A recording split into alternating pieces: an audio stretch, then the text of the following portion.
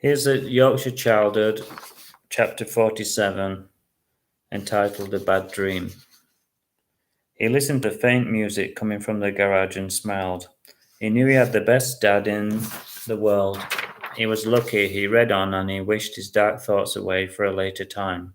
That night he found it hard to sleep. When he did, he had a nightmare.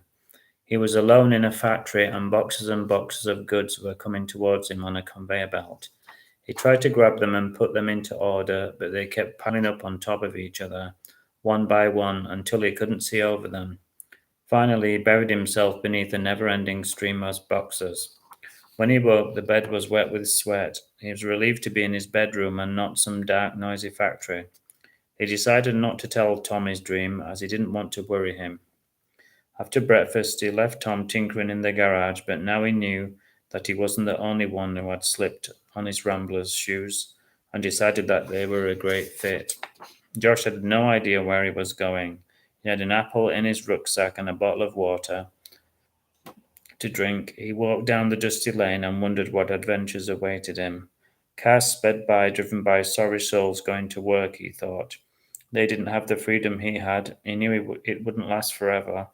Like sand, it was slipping through his fingers. He munched on his apple and daydreamed as he walked along. Before he knew it, he'd gone further than he'd expected. He was surrounded by high fences that he couldn't see over. It was like being in a maze at Hampton Court.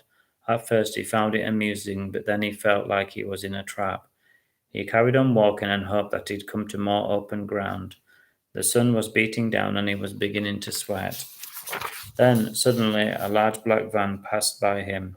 It was a strange-looking van. The windows were covered with curtains, which made it look sinister, and Josh didn't give it much thought until it stopped in front of him for no reason.